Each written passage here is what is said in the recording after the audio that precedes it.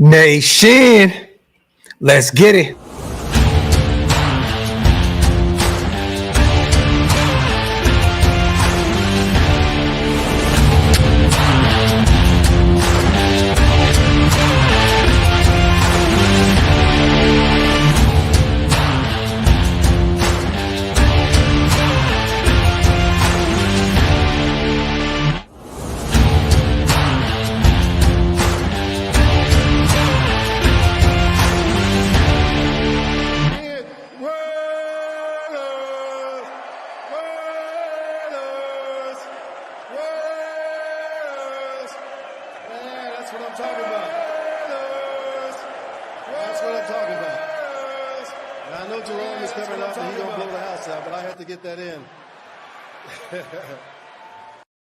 Michael Vick at BetUS.com. Catch an incredible 125% sign-up bonus on your first 3 deposits, plus 10% gambler's insurance. BetUS, my online sportsbook and casino. Yo, salute to everybody already here in the building. Y'all know what time it is, man. Welcome to the latest installment of Coffee and Convo. I am your host, Graphk Raiders. Salute to the greatest chat in YouTube history. I see Green Dot Gang is heavy in the building. Salute to all the members. Salute to all the non-members. Appreciate you guys, as always, for being here. You could be anywhere in the world, but you chose to be right here with me, man. Appreciate every single one of you. Make sure you wipe them feet, y'all, meaning hit them thumbs up. Also, hit that subscribe button if you're not subscribed yet. A lot to talk about today. Today, you guys, I don't know if you've seen the news earlier, but there was a few pressers. I believe we had a AP this morning, which was some hidden gems there. We also had Christian Wilkinson, DJ Turner, who else? And D-Cam. We had D-Rich, their presser after practice. Today, there was no pads on, you guys. No pads on today. Just getting back to the basics. That's the words that were used. I believe Vic Tafer put that out there. He was out there at camp, covering it today. But no pads on today. They were definitely out there working, getting some work in. It looks as though Gardner Minshew kind of came back down to reality a little bit at the beginning of camp. And then he kind of closed it out, looking pretty good. Aiden sounds as though he had a pretty good day at camp today. We are going to go over some notes and all that good stuff from training camp. And then we're going to talk about a few other things as well. We're going to talk about Ramel Keyton. This is a guy, man, that has been killing it in camp. And we're going to, kind of talk about some of the history behind, him at Tennessee and, all that good stuff. He looks like he's carving out a role here, you guys. Him and Christian Wilkinson, they may be wide receiver 4, wide receiver 5 on this roster. Devontae, which he's still out, you guys. I don't know if you've seen AP's presser today. He has not had his son yet, so he is still not at camp yet. Once again, prayers and love going out to Devontae and his beautiful family, but he still has not returned yet to training camp because his son has not been born yet. But Devontae, clear one, right? Jacoby, once again, having a day today. Number 2, Trey Tucker, man, he had some good plays today, but he also had a drop or 2. And I'm hoping and praying that he can get over this before we have some real football upon us, man. We need Trey Tucker to get them hands together. We're going to talk about that here shortly.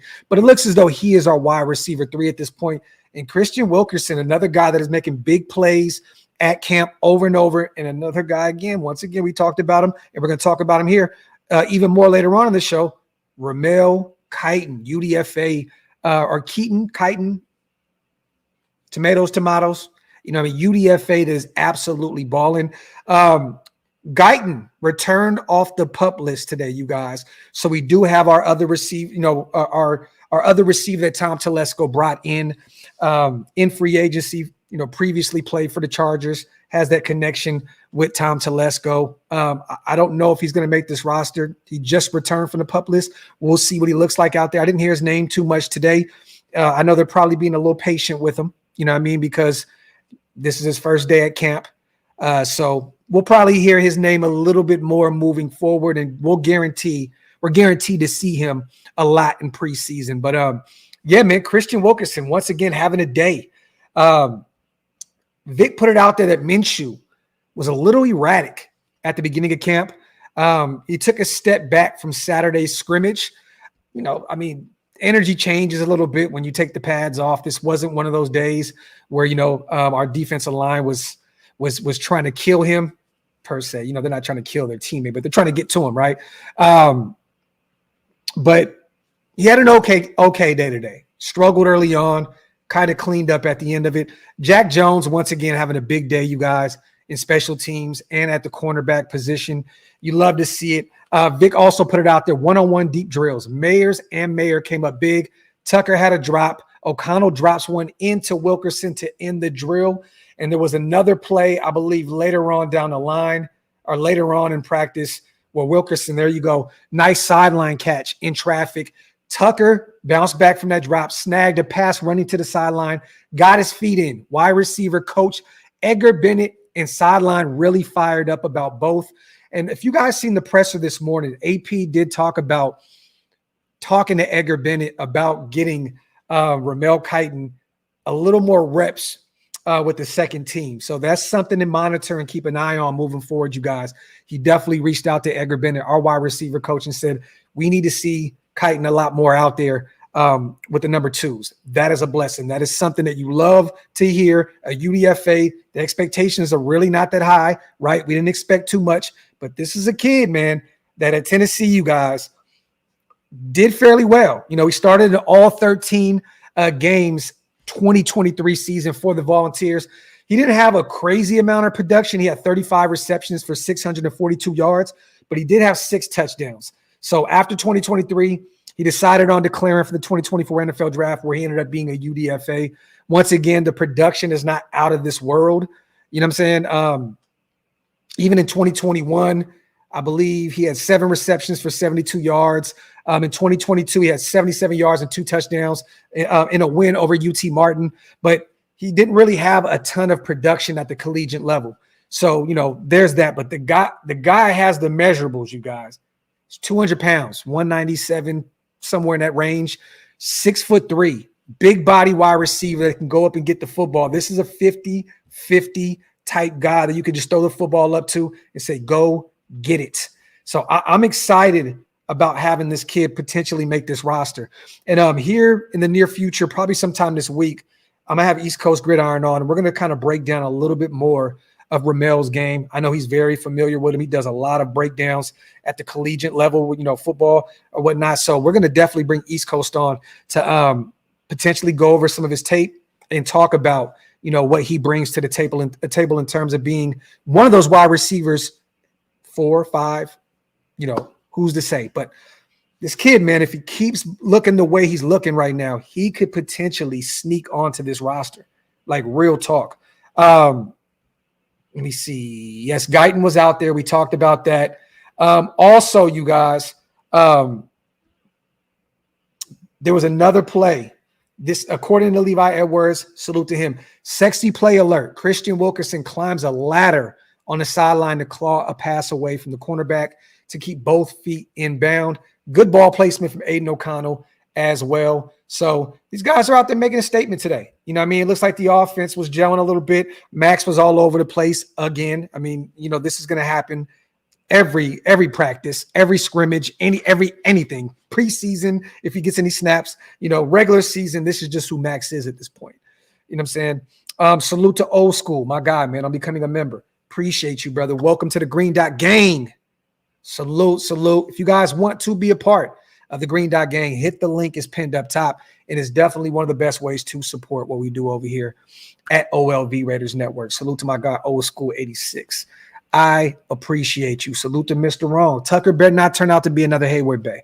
I don't see that happening, Mr. Wrong. And I don't, and this is a kid that had, didn't have a ton of production last year, but he showed glimmers. There was a lot of silver lining in his game last year. A few times I was worried about him securing the football. There was a few things. We talked about this a million times, you guys, about getting 2 feet in, being a rookie at the collegiate level was 1 foot in, NFL 2, right? It took a little time for him to get, adjusted to the game. But I think he's going to be okay. I think he's going to be fine.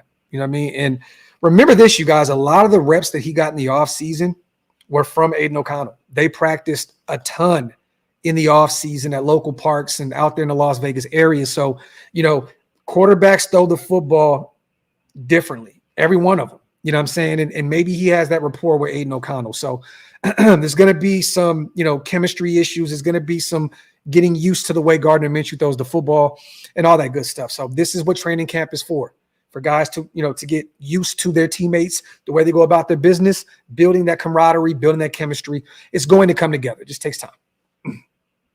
Yeah, LT, this is facts. Mac's been getting his workout in since February.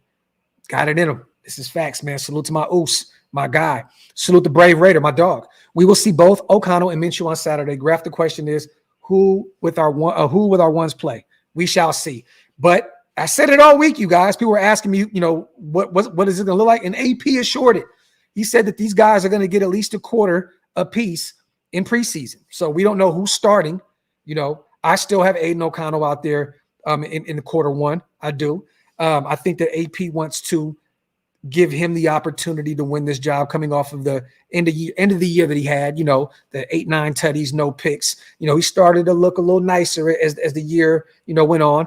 I think that Aiden's going to get reps the first quarter, and I think they're going to give it to Gardner Minshew second quarter. But if you guys didn't watch AP's presser this morning, go back, check it out. He did state that these guys are going to get at least a quarter apiece in the preseason, whether that's game 1, game 2, and game 3. I don't know, but I'm assuming he's talking about Minnesota this upcoming Saturday.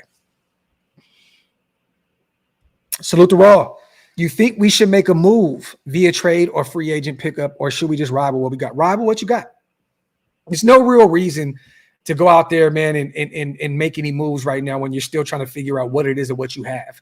You know what I'm saying? Like, we could have rushed out and went and got another wide receiver, right? A starting caliber or potential starting caliber wide receiver. Let me say that. There's not too many of them out there in free agency right now when Michael Gallup retired, right? But we didn't do so. We're allowing some of these kids like Ramel, Christian Wilkerson, he's a vet at this point now, but allowing these guys to go out there and get their feet wet a little bit and see if they can take that next step and make this active roster. So, and no, even at the corner position, I don't think there's really any reason to go rush.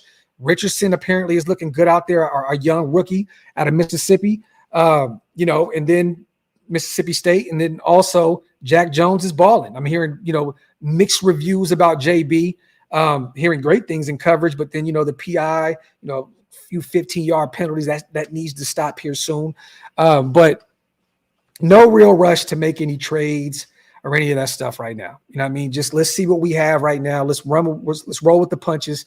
And if we need to potentially look at an upgrade, there's still some options out there, but this will probably be, the meat and potatoes of this team. This is probably what we are going to see going into the 2024 season, maybe with a piece or two added in. Injuries do happen. And speaking of that, I'm going to give a prayers, man, going out to Jeff Foreman, our UDFA wide receiver. He was carted off today with a leg injury. I believe it was a knee injury. He is being evaluated. It didn't look good, you guys. He had to be carted off the field. So prayers going out to Jeff Foreman. You never want to see anyone go out there and get hurt, especially in training camp. He was trying to make this roster. It was kind of a long shot anyways. So for him to miss, potentially miss the rest of training camp and preseason is a definite blow to this kid turning the NFL into a career. So you hate to see that. Once again, y'all, prayers going out to Jeff Foreman. He was carted off the field with an injury to his leg. It was an apparent knee injury. So we don't know what it is yet, but it didn't look too good from the sounds of it. You know what I mean? And you suck. It just sucks, man. You hate to see that from especially young players that have worked their whole lives to get to this point, to turn this into a career. And now, it may be potentially over. You just don't know. We don't know. Prayers going out to Jeff Foreman, man. Get your questions in, you guys. Salute to everybody here in the building. Once again, Coffee and Convo, PM edition. Salute to all my people here in the building, man. Wipe them feet, hit them thumbs up. If you're not subscribed yet, please hit that subscribe button. Salute to my guy Primos. Hey, man, and salute to you, brother.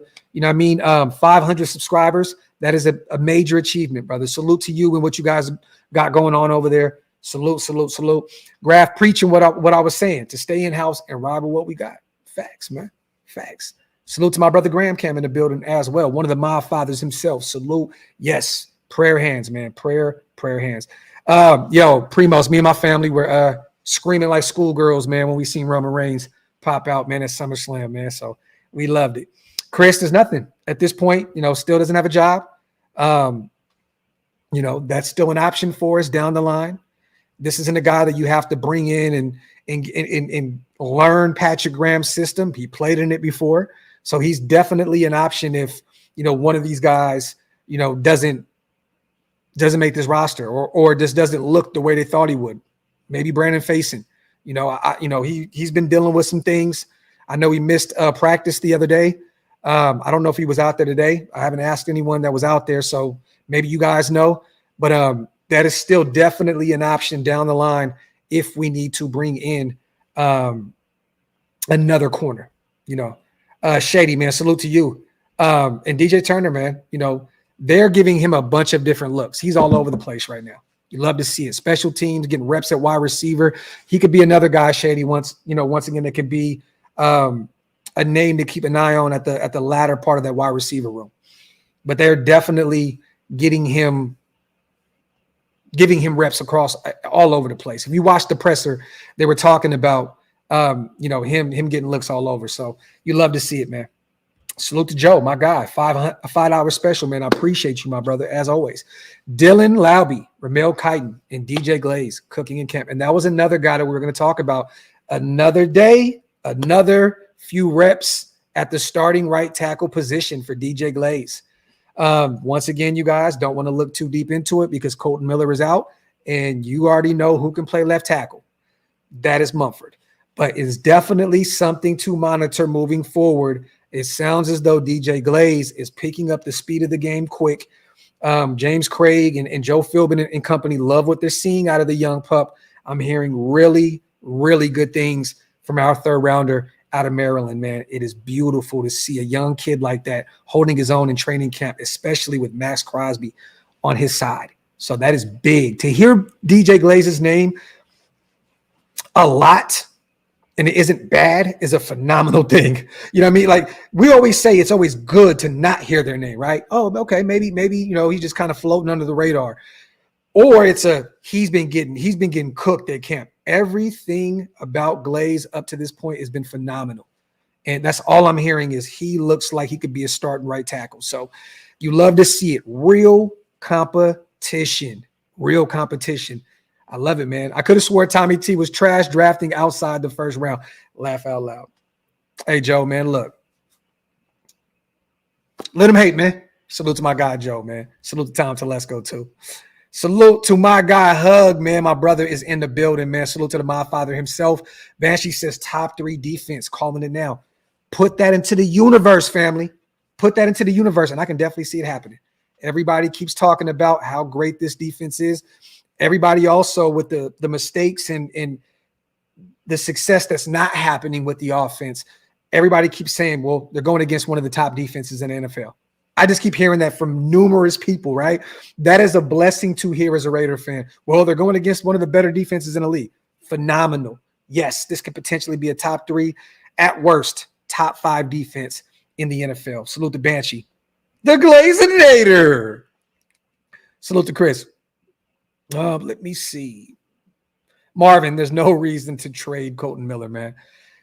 Realistically, his contract, you look at it, he's not getting paid, like the top left tackles, in the NFL. His contract's not astronomical. Yes, he dealt with a shoulder injury last year. Before that, he was always out there. He was Mr. Iron Man since his rookie year. He struggled in his rookie year with injuries coming out of UCLA, but the guy has been very, very durable, okay? And there's still no update. AP put it out there once again, status quo. That's the word he's been using pretty much all training camp with him and JPJ.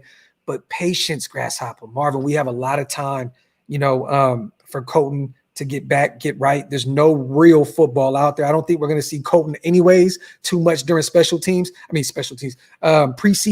This is a guy that has been around the NFL for many years. Yes, this is a new system, new scheme. I understand that, but Colton's a very smart football player. I think he can come in right away, and he'll be okay at left tackle. We need to make sure that he is right before we put him out there. There's no reason to rush him. But why trade him? That makes no sense, Marvin. Unless you were, me and Wasted talked about it during the draft that, if you were going to use one of your top talents on this roster to move up to get a quarterback, you could have potentially used Colton Miller to move up to go get your QB. But it looks as though that was not the plan anyway. So Colton Miller is a Raider. He'll probably be a Raider until the end of time. I'm hoping he retires a Raider. That's my Sacramento brethren. You know what I'm saying? I may be, a little biased, but, homegrown guy, homegrown talent. He'll be fine. He'll be fine. Salute to Big T, man. Mr. Positivity going forward. My Sacramento brothers. Salute to my dog, Big T, man. Appreciate you on the $2 special, man. Appreciate you, King. Yeah, we just talked about that. Graham, and he's lined up against Max. You keep hearing this kid's name in a great light, and he's going against Max. It's crazy. J-Ro, I think we kind of already have started that. You know what I mean? We brought on who was the receiver that we brought on the other day, you guys? Is it Bingham? I forgot who it was that we brought on. We talked about it the other day. We've already added, Keelan Doss, J-Ro, another wide receiver that hasn't had a ton of success at the NFL level, former Raider, Oakland product, UC Davis guy, played a little bit with the Chargers last year. But I think we kind of brought on a few guys already. But, the thing is this, man. Why bring on camp bodies? Yeah, it was Bynum. I believe. Was it Bynum Hug, I believe. But that's a camp body. That's a camp body for you. You don't need to bring on camp bodies at every position. This is a very deep football team. It's the first time in forever that you have depth. So there's no real reason to go out and get a ton of camp bodies. You want these guys to go out there and get live reps. You know what I'm saying? In previous years, J-Roll, we would have to go get a bunch of camp bodies because we didn't want to get our starters hurt because we didn't have depth. We didn't have any depth. You know what I'm saying? So this is a deep team. Yes, we went out and got Terrell Bynum and a few other, potential camp bodies, the Keelan Dawsons of the world and so on and so forth. But this is a deep team. There's no reason to go out there and just bring in camp bodies just to bring in bodies. You know what I mean? Let these guys go out there. This year, we have players that are actually trying to make this team. In previous years, we had to bring on a bunch of different guys to see who's going to battle it out here, who's going to battle. Look, there is a lot of competition on this team right now. So there's no real reason to look outside the building for anything. Let these guys go out there and earn these jobs. And Martin, yes, we got some practice squad guys, the Sincere McCormicks, the Britton Browns of the world that are trying to find their role in this team. You know what I'm saying? There's other guys, the Dalton Wagners and so on and so forth. Those are kind of, you can technically call those, the camp bodies at this point, but they're still fighting for roster spots. So there's no real reason to look in the streets, go to free agency, do all this and do all that when you have already your own players in-house that you're trying to build up and potentially make this team. Salute to my guy, Raider Ramp, on the $5 special, man. Well, Graphk, 9 camp practices is definitely something. Not like the sky is falling for JPJ, but it definitely is something. It is definitely something to monitor. But Ramp, once again, and I could be wrong, and my source could be totally off, but I did hear that JPJ is getting a lot closer to being out there. You know what I'm saying? So potentially even this week. I don't know if AP's just kind of holding his cards close to his chest, or my people could be wrong. But, I heard that he potentially may be off the PUP list this week. So stay tuned for that. They're once again being very patient. They made a major investment with that kid in the second round. Guard, center, whatever. It doesn't matter. There was a shit ton of talent on the board in round 2 when we decided to take Jackson Powers Johnson. So, why rush him out there just to get him hurt again or potentially, re-aggravate, just whatever. Be patient. Be patient. We made a major investment with him, and we just do not want to rush him out there if everything's not put together. But it's definitely something to monitor, Ramp. I hear you, brother. Raider Mike, my guy. Appreciate you, brother. As always, what's good, bro? Are there any potential cut candidates you would consider us getting from other teams? Oh, by the way, Raiders. Let's wait on that, Raider Mike, because I want to see some potential. I want to see some cuts that happen, from other teams. But I can't say potential because I don't know what they're looking like. All I'm doing right now is keeping my eye on our team. So I'm not monitoring too many other teams and seeing who's doing good and who's not. You know what I mean? So I don't really know who could be potential cuts on other teams. I'll say this. When people start trimming the fat off their rosters and we start seeing guys get cut and they could be a potential fit, Raider Mike, I promise you, brother, for you, I will do a specific show about players that we could potentially bring on that were cuts from other teams. So I got you. And thank you so much for gifting 5 OLV Raiders Network memberships. Salute to my guy. Green Dot Gang is in the building. If you guys want to become a member, hit the link is pinned up top. Salute to my guy, Raider Mike. And I got you. I promise. Once those cuts start, going, it's gonna go quick too. We'll do a show and talk about some names that could potentially fit on this roster. Salute to Dennis. Love your channel, Graphk. Do you remember me telling you to check out Ramel? You know what, Dennis? I've heard the name before, and it may have been you. I've seen you trust a ton in the chat, but I've seen a few people mention Ramel Keyton. So it could have been. And if it was you, brother, more power to you. It looks as though you were right up to this point. And look, if someone told me that we had a UDFA that is 6'3", almost 6'4", almost 200 pounds that you can add to this, that's going to go make some noise in training camp, that you can add to the tail end of that wide receiver room, I'd be ecstatic. And he's already out there making noise. I love it. This is a kid that I'm definitely going to keep an eye on moving forward. And I really want to do some film breakdown on him now, Dennis. I do. And I'm gonna reach out to East Coast. We have to do a show about Ramel Keyton. I got to see, what it looked like. I seen him in games that I watched live, but I never got an opportunity to really sit down and break down his tape. So I think we need to do that one of these days here soon. Real talk. Salute to Dennis. But if you said that, King, you were definitely right. Van City, what's up, brother? True Raider Podcast, Sarah, Dan, all my people here in the building, man. Appreciate all of you guys. And salute to my brother, Rick, as always. And I was going to DM you back, brother. My apologies. I didn't mean to leave you on scene, brother. I've had a lot going on. There's so much going on. We got the roundtable, AFC West roundtable starting on Tuesday, the 12 Personnel podcast with me, Sanjit, and Wasted tomorrow. I got a lot to fulfill with the sponsorship that we have, IG, Twitter, community tab. There's so much stuff going on. And then I have my son's football team. I apologize for not getting back to you, but I thank you so much for the kind gesture. You hit me up and said you wanted to send me and the family something. That means a lot to me, brother. Salute to my guy, Rick. Gifting 5 OLV Raiders Network memberships. Green Dot Gang is definitely in the building. Salute to my brother, Rick, one of the GOATs of this channel, one of the first people to ever watch me on YouTube, man. Salute to my guy. Silver in Facts. And I love that license plate. That shit is cold. Been a minute since hopping on a live, but great to be back. You going to any of these preseason games? I'm road tripping from Colorado to week 2 versus the Cowboys. I'll be there. And looking forward to partying with the nation in J-Lot. Let's fucking go. I will be at that game. I will be there from the 15th to the 21st. Silver in Facts. So if you are out there at the Dallas game, hit me up, brother. I will definitely be out there. Let's have a cold one, coffee, whatever, a water. Let's chop it up about our Raiders, man. Salute to you, and it's great to see you back in the building, my brother. Thank you so much on the $10 special as well, my dog. Let me see. Did you hear AP say Parham and Mumford on the right side when he was talking about DJ Glaze? Well, yeah, I'm assuming 10 Commandments that we all kind of thought that's where we were going with the starting right side of the O-line anyway, right? We already knew initially they were moving Parham back to his original position where he played at Memphis. You know what I'm saying? And that's his strength. He's better on the right side. And we all assumed, right, that Mumford was going to be the starting right tackle. So yeah, no, I definitely heard that, but I think we kind of assumed that's what it was going to be. But with Glaze out there making some noise, man, you never know. You never know. Competition breeds excellence, man. So I can't wait. Salute to Ghostmaster, my guy on a 99-cent special. My dog. Salute to my guy. Great default picture as well. My brother, man. Salute to you. Silver and Facts. I'm going to look for you, brother. It's on the way, Marv. It's on the way.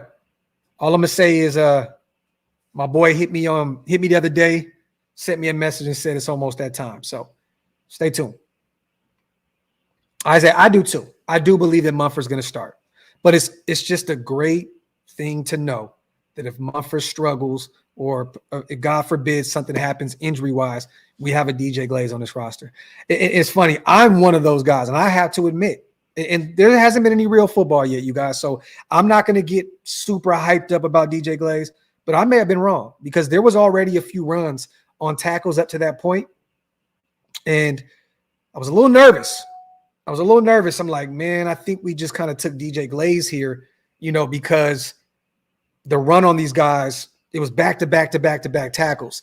And I thought, okay, we're just going to take one of the last ones of the bunches and just run with it. And I think there was a lot of question marks. I remember during the live in Detroit, when me and Waster were live, salute the Detroit Buddha, everybody was like, who? DJ Glaze?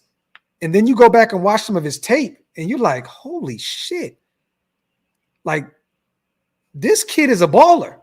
This kid's a baller. Look, I'm man enough to admit when I'm wrong, and hopefully I am wrong, because I was a little confused by that pick. I thought that was the first. I thought Tom Telesco was going to live up to the hype of sucking from the middle to end of the draft and drafting, right? I was like, oh, here we go. This is where Tom Telesco, this is what it is. Because you see Brock Bowers, you see JPJ, you're like, oh my God, he is hitting this draft out the park. And then you see DJ Glaze, a name that a lot of people have never heard of, and you're thinking, damn, here it goes. This is where that Tom Telesco stigma, comes from. Well, guess what? DJ Glaze is out there balling. You love to see it. Love to see it, man. Salute to our rook out of Maryland, third round guy, DJ Glaze. Let me see. Wipe them feet, y'all. Hit them thumbs up. Salute to Girth, the nastiest name in YouTube history. I'm ready for the AFC West Roundtable chat every Tuesday night. If you guys can, go subscribe to the AFC West Roundtable on YouTube. I'm going to be over there cooking all these other content creators, man. So you know how we do over here, man. So stay tuned. Tuesday nights, going to be over there frying shit. Okay, so Adriana Keyton. Okay, I kept saying Keyton. Thank you. Ramel Keyton. There we go. Salute to you. Thank you so much. Mr. Wasted Talent is also in the building. My big bro. He will be live here in a little while as well, you guys. So stay tuned. Make sure you subscribe to my brother. He's going to give his opinion on training camp today and everything Raiders football. So stay tuned. Nothing. This is a guy, man, that I was expecting to hear a little bit about, the Big Valboski. Like during training camp, I was assuming, we'll hear something about the big fella, out of Kentucky, former Carolina Panther. Haven't heard anything about Marquand McCall. Haven't heard anything. All I'm hearing up to this point at the defensive tackle position is Christian Wilkins is balling. John Jenkins is back out there. So, we have our starting nose. Hearing good things about Byron Young, which is phenomenal. Thank God. We starting to get it rolling. You know what I mean? And Tyree, finally starting to get shit rolling out there as well, whether it's on the outside or on the inside. But I haven't heard too much about McCall to this point. But you know what? I'm happy you brought him up because I'm going to send a few messages and see if I can get any intel on McCall. But I haven't heard anything. Haven't seen any tweets. Haven't gotten anything from the young fella just yet. Let me see. Yep, that is where Telesco is known for being a top-heavy guy. He's not an expert on the back end. I know you and Waster remember that one. Jenny with the daily horniness. You already know. Jenny, you definitely know how to derail the chat. You and Horny Hug. Y'all are two nasty individuals. And I love both of you for it. Salute to you guys. Oh, yes. And once again, Sean, thank you. And Adam Butler. Been hearing a lot about him. Yes, man. So it's just a great thing to hear that most of your defensive tackles are out there, getting to it. But yes, once again, Adam Butler out there looking good as well. Definitely right. Let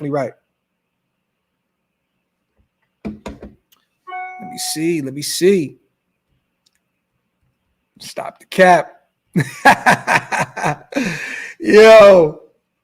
Did you guys see this article on Bleacher Report? I wanted to bring this up to you because, at this point, we're going to keep seeing media outlets throw things into the universe and just hope that they get something right. I just said that I don't think that this team is looking at any free agents right now, specifically at these, one position, yes. But I'm going to bring this up real quick, you guys. Salute to y'all in the chat. Thank you for y'all patience. I want to talk about this real quick. They put out an article, bargain free agents Raiders must target. Once again, edge Yannick Ngakoue. This is a guy that we've said we've said it a million times, you guys, that he struggles, to play the run. Struggles to set the edge. Coming off of a foot injury, it's not necessarily a need. I know that there's some familiarity there because Yannick did play for the Raiders. He's a free agent right now. He had a down year with the Bears last year. But this kind of tells me, man, that they don't really watch what we have going on. Like, we don't need another edge rusher at this point. I think we're pretty good in that department. When you have Malcolm Kuntz and Max setting the edge, and then you have, Tyree Wilson, a top 10 pick that's still trying to find his footing, whether it's at defensive tackle or the edge. And then you have, the likes of Janarius Robinson, who I know they love a lot. And I've heard this from people in the building that they like Janarius Robinson a lot, the former Florida State guy. So I just, for what? Like, why would it be a need to bring in Yannick? I understand the big name theory, right? Of bringing in a guy, the big name, bring him back home to LV and blah, blah, blah. Nasty work. Another name that they said was Rashad Fenton, quarterback, former Kansas City Chief. It's another reason. I don't see the position. Yes, it may be a need. Okay. 27 years old. He'll be 28 soon. Like they said before, he's played in 2 Super Bowls, so he's a Super Bowl champ. He wasn't a full-time starter out there, but he did allow opposing passing rating below 93 in each of his first 3 campaigns. A name that you could potentially keep an eye on. This was the only name that made sense to me on this article. But once again, why bring in a guy that is not too familiar with what Patrick Graham does? Yes, he's played against him twice a season, since his tenure with the Kansas City Chiefs. But for what? You can already go get a Dory Jackson, a guy that already knows the scheme, already knows what Patrick Graham wants from him. And then you have a guy, Stephon Gilmore, former defensive player of the year, Super Bowl champ, out there in free agency as well. There would definitely be an upgrade, in that corner room. So I don't really think that this is a name to keep an eye on in terms of bringing in free agency, Rashad Fenton, but it does fit a need in the sense of positional value, right? And then the third one is offensive lineman Billy Turner. I don't really think that this is necessarily a need. I think we're pretty stacked on the O-line. Not a big fan of Billy Turner anyway. I don't think that this guy is someone that would come in and make this O-line that much better. There's a reason why he's still on the streets right now as a free agent. So no, I like what we're building on this O-line. I think there's some depth there. We have some homegrown talent that I know they want to see get some reps during training camp. Some depth guys. I like Jordan Meredith. They keep bringing him back. You know what I'm saying? Like, there's no real reason to go out there and go get a Billy Turner at this point late in the game. So once again, Bleacher Report with an article that makes absolutely no sense. Yannick, come on, man. For what? We talked about potentially bringing an edge rusher in. We did talk about a few names about a month or so ago. But I'm telling y'all now, Tyree's going to get some looks on the outside. And once again, they do like Janarius Robinson a lot. So we'll probably see him out there a lot. And there's some sneaky names, Charles Snowden. I don't know if he's going to make this roster, but we shall see. Yeah. Hey, Huey, you never know. And once again, at the beginning of the show, we stated that, AP was talking about, well, not AP, but DJ Turner was talking about his presser a little earlier. He was asked a question, I believe, from Hondo. They're giving you different looks all over the place. They believe in this kid, man. They believe in DJ Turner. They do. Not only is a special teams ace, which, he's a phenomenal player in special teams, but they're starting to give him some looks on the offense, and he's not the fastest guy in the world, Huey. You're not going to be able to, let's just say something happened with Trey, God forbid. You can't replace that speed with DJ Turner's. You know what I'm saying? It's not the same thing. But I can definitely see him getting some reps at the wide receiver position this upcoming season. Definitely. Salute to my brother East Coast Gridiron in the building as well. Let me see. I want to see what was DJ Turner's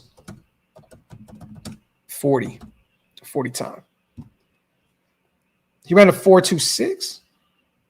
No. Hell no. That's DJ Turner that was with Michigan, and I believe he's with the Cincinnati Bengals now. So let me see. I want to see what his 40 was. Boom. Hold on. 5'9". Caught 44 passes as a Panther. Primarily played in the slot, racking up 634 yards, 3 tutties, and catching the eyes of NFL scouts in the process after 4 seasons at Maryland. 14.4 yards per carry average. 4.59. Ran a 4.59. 4.59. It's not the fastest player in the world, but, you know. Definitely East Coast. I'm going to send it over to you right now. Salute to my brother East Coast. He's going to come on, man, you guys, and talk about Ramel Keyton. Boom, boom, boom. Check IG, Dante.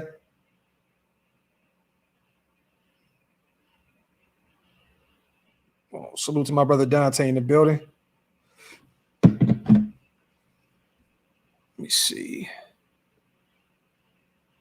I can see it, Q. I can definitely see it.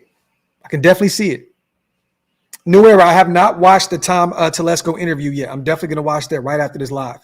Salute to the almost 800 people here in the building as well. Salute. Appreciate you guys for rocking. Once again, y'all, we talked a little bit about what happened at camp today. Once again, prayers going out to Jeff Foreman. Went down with a knee injury. He was carted off the football field. You hate to see it. AOC had a pretty good day at training camp today. Once again, they did not have pads on. They got back to the basics today. Wilkerson had a great day at the receiver position. Tucker had a drop, then came back from it, had a few grabs. Minshew struggled early on, but the one thing that he kept doing at camp today, you guys, and I kept seeing was, I believe he had three or four, don't quote me on that, first downs using his legs. So that is something that we all keep talking about with Gardner Minshew. He's erratic. That's who he is. That's what AP said during his presser. When they mentioned him, he was, he has to limit the turnovers. Right? You do not want an erratic quarterback going out there and turning the football over left and right. But he does make plays with his legs. And apparently today he had about 3 or 4 first downs utilizing his legs. So that's a great thing to see for a guy that is competing for the quarterback 1 position. So you love to see it, but he has to figure out how to limit the turnovers. And to be honest with you, I don't think that's ever going to happen, you guys. This is who Gardner Minshew is. At this point, late in the game, he's been around for a while. This is who Gardner Minshew is. You can't expect this guy to come in and completely change who he is. He's played in numerous systems across the NFL, Philly, Indianapolis, Jacksonville, the list goes on. He will throw picks all over. It doesn't matter where he is, what system he's in. This is who he is. So do you want a guy like Aiden where, he's more of a pocket guy, and maybe it's not as pretty as a lot of people want to see, with him using his legs and the mobility, but he won't throw a ton of picks. Or do you want to see a guy like Gardner Minshew that can use his legs, run for a first down here and there, make some phenomenal plays with his arms, but also throw a ton of picks? It's kind of a pick your poison at this point. Yeah, he was definitely they've been utilizing him in special teams, Isaiah. Definitely. And I believe yesterday, I think he ran one back to the house as a returner. So yes, they are definitely utilizing him out there in special teams. Salute to Jack Jones. I should be out there seeing Jack in the next week and a half, you guys. So stay tuned. I do believe I'll be in the studio with him and Gov, with Will Governor. So stay tuned. If we are, we'll try to put together a live and do something. We were planning on doing a podcast about music out there with Jack and Will Governor. So my brother L Fingers is kind of putting the play together, but we should see him out there here soon in the studio. And if we are, you guys will be the first to see it. So stay tuned.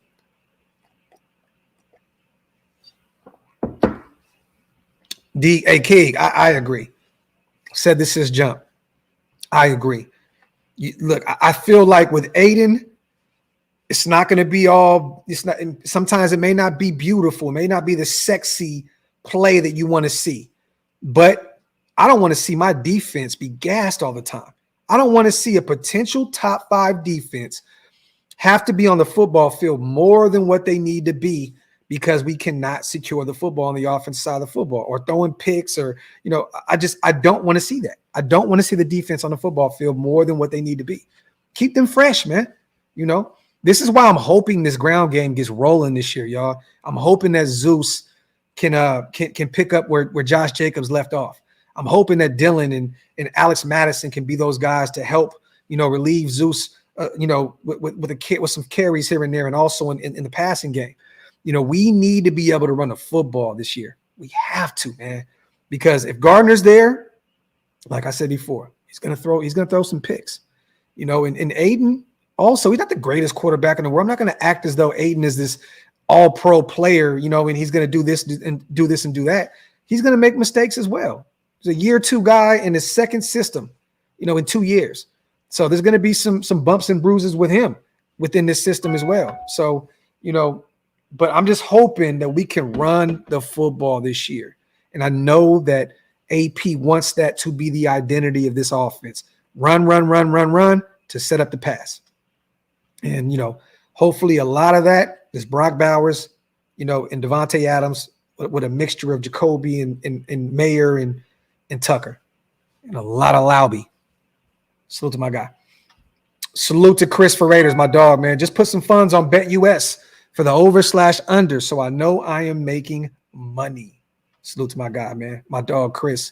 Yeah, you guys, go over to BetUS. Go over to BetUS, man. Tell them Graphk sent you. The link is in the description in this video. For those who bet, for those who like to gamble, go check it out. Use the OLV Raiders Network link. Tell them I sent you. A motto to live by, brother. Get better 1% every day. Factory. Salute to the 800 people here in the building, y'all. Wipe them feet, man. Hit them thumbs up. Hit that subscribe button if you're not subscribed yet. Yeah, Sarah, I mean, he has to. He has to. And there's been a few plays out there where they showed him running a little bit, but that's not his game. That's just not who he is. They want to have him be mobile, just mobile enough to not get killed back there if protection ain't holding up. That's it. That's it. But he's never going to be this mobile, like this guy that's going to go out there and take the league by storm with his legs. That's just not his game. That's not who he is. Let me see. Kobe, there's no reason, brother. There's no reason, man. Dalvin, he's getting up there in age. And our running back group is deep. There's no real reason to go out there and get a veteran running back when you have some young guys that have a lot of tread left, still trying to make this roster. The Britton Browns, the Sincere McCormicks of the world. I don't want to bring in a older running back. This is a young man's league in terms of at least that position, and at the linebacker position. There's certain positions you look at and you like, stay youthful there. Oh, and once again, you guys, Robert Spillane is absolutely playing out of his mind. I keep hearing great things about Al Green Dot on the defensive side of the football, hearing phenomenal things about Robert Spillane. He's out there absolutely playing out of his mind. Salute to my brother, Dante. What's good, bro? What up? How y'all doing? Oh, man, we good, man. It's funny. We did that show, the UDFA show, where we talked about our UDFAs, and we've talked about them before, but I know a lot of people may have not seen that specific show. And now the excitement is really like there right now with Ramel, bro. Like, for those who are not too familiar with Keyton's game, like give the chat some info, some intel on this kid out of Tennessee. We went over the measurables, 6'3", almost 200 pounds, big body guy. I think he had like 600 yards plus last year in Tennessee. Not a ton of production, Dante, not a ton of production. It especially his first few years out there in Tennessee, it really wasn't massive. But what do you see with this guy? Yeah, a couple things to understand about Ramel. Play with multiple quarterbacks, so that's one thing that's notable. He was with Tennessee for about, I think, 5 years. Mm-hmm. And then on top of that, I don't know why my thing is tripping. Let me turn that back on. Actually, I don't know. I think I just blew it. But you're good, brother. You're good. So the thing with Ramel is he's gotten overshadowed by a lot of guys. Now he's got the greatest excuse in the world. The first time around, Jalen Hyatt and Cedric Tillman being on that same team. Yeah. Which Cedric Tillman, by all regards, was a Biletnikoff finalist, I think, both years. And then he ended up getting hurt or being on the watch list and ended up getting hurt the year before that. Yeah. The year before last year. And then Jalen Hyatt took over for that as well. Beaster, that boy crazy, man. Yeah. And then a name that you guys might not have heard of, but, has rising up the ranks at Tennessee, and he was supposed to be the number one guy, had some injuries, Squirrel White. Mm-hmm. Squirrel White was another guy that just kind of overshadowed him. But the thing about Ramel is he's always stayed consistent. Like, I think he had like 500 yards and 5 touchdowns, and then I think he had 600 yards and 6 touchdowns last year. Mm-hmm. So, I mean, that's nothing to scoff at, man. I mean, everybody was getting past the ball. Now, you look at all the weapons that have gotten drafted from there, all the quarterbacks that have got drafted from there, Josh Heupel being, a first-time head coach. Not a first-time head coach, but a first-time SEC coach coming over from UCF, bringing a lot of that firepower. Offense coordinator, he was there with Palmer too, right? Wasn't he there with Josh Palmer? He might have been. Let me see. I want to see if 5 years ago that's a long time. I believe Josh Palmer was still on that roster. Yeah, I think that's like the 2019 roster. If I remember right. Yep. Okay. Yeah. He came in the 2021 NFL draft, so he was there, I believe, his first 2 years with Tennessee. So, yeah. Yeah, his first 2 years. So, you got some familiarity there. The thing I like about Ramel, though, is what a lot of people, I always tell people, stray away from reading the reports because people exaggerate any beat report. They're going to exaggerate everything. I'll tell you the truth, straight up how it is. He's not the greatest at anything. I think the one thing that's his best asset is he's a very, very chippy wide receiver, and he makes cornerbacks respect his game. Like, there's been plenty of times that when I watched at Tennessee that he was just doing receivers dirty or doing cornerbacks dirty, and then they would be scrapping halfway through the game. That's just the type of dude that he is. I love it. That's the Raider way. He's a very good blocker. I think that's his best aspect of his whole game is how good his blocking ability is because he's so chippy. Like you said, he's a big guy, 6'3", 197. Yeah. And they're just going to beef him more up and, in the NFL. So I think by like year 2 or 3, you might see him with a frame. Like A.J. Brown and DK was already big, but like A.J. Brown kind of got bigger and bigger and bigger throughout the years. You might see that out of Ramel. Like they might put him on an offseason program to just beef him up. And because he's already got the speed, I think he ran like a 4.5 or something like that. Yeah, 4.59. So he's already got the speed. So he's up there with the AJ and DK right there. They're just going to pound muscle on this guy and see what he can do. No, 4.51. 4.51. That's fast for his size. Yeah, hell yeah, man. 6'3", yeah. And salute to the chat. One of our own Raiders.Scout, salute to Lil Bro. He said that his NFL comp coming into the draft was Jacoby Myers. So that's funny because Jacoby is a Raider. He's a wide receiver too. So he can learn a lot. You said the blocking ability is there. Jacoby's our best blocking wide receiver that we have. He does all the dirty. You're gonna have two. So we may be onto something here, man. We may be onto something here with Ramel. I'm excited to see this kid now in preseason. Let me get these supers in real quick. We want to pick your brain a little bit more. Salute the 10 Commandments. Are the QBs allowed to audible? Gruden used to call 2 plays and require the QB to put us in the right play according to the defense. Are the QBs allowed to audible? What do you mean 10 Commandments? In regards to what? Elaborate on that, brother, if you can.